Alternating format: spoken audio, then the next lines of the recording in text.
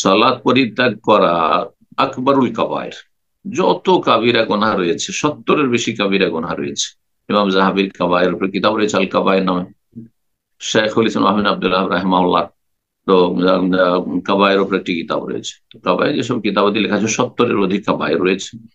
তার মধ্যে সবচেয়ে বড় কাবিরা গুনাহ হচ্ছে শিরক কুফরির সমতুল্য, তা হচ্ছে সালাত ত্যাগ করা, আকবরুল কাবায়ের, যা ধ্বংসাত্মক গুনাহ।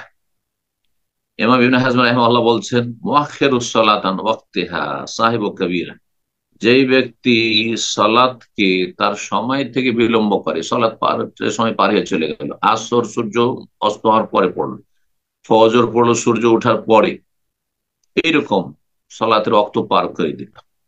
এশার সালাত মাগরিব পরে ঘুমিয়ে গেল, এশার সালাত পড়লো ফজরের সময়, যারা ওয়াক্ত পার করে দেয় তারপরে যদি আদায় করে, এই এক। আর ওয়া তারিক হাবিল কুল্লি, আর যে ছেড়ে দেয়, এক ওয়াক্ত ছেড়ে দেয়, বলছেন কামান জানা ওয়া সারাক। এবং ইবনে হাজার আল্লাহ বলছেন জেনাকারীর মতো, হ্যাঁ, চরিত্রহীন ব্যভিচারকারীর মতো, আর ওয়াসারাকা চোরের মতো।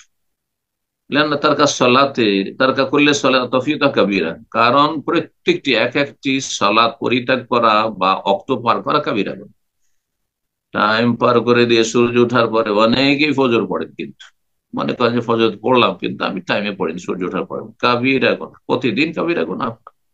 আর কাবিরা গুনাহ দিয়ে আপনার দিন শুরু হচ্ছে। ইন্না লিল্লাহি ওয়া ইন্না ইলাইহি রাজিউন।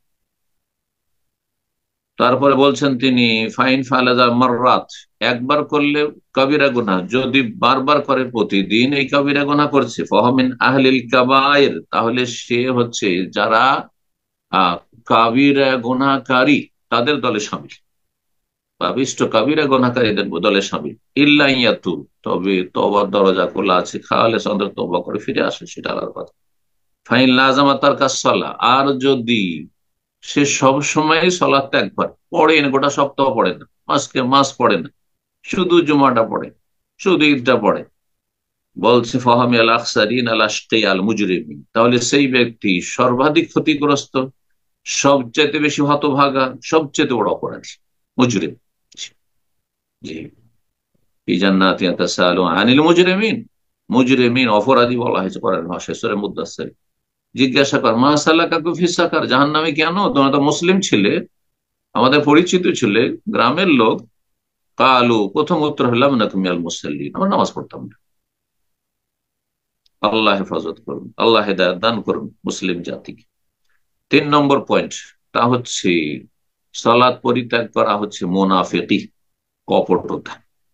মুখে এক কথা আর কাজে আর কিছু। মুখে বলছেন যে আমি মুসলিম, আর কাজ তার বিপরীত, একে নেফাক বলা হয়, দ্বিমুখী হওয়া।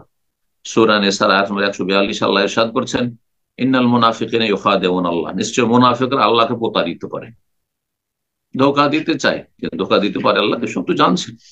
অখাদেহুম, আল্লাহ তাদের, হ্যাঁ, প্রতারণার উচিত, হ্যাঁ, শাস্তি দেবেন, বা যথাযথ আল্লাহ রাব্বুল আলামিন তার শাস্তি দেবেন, পানিশমেন্ট করবেন।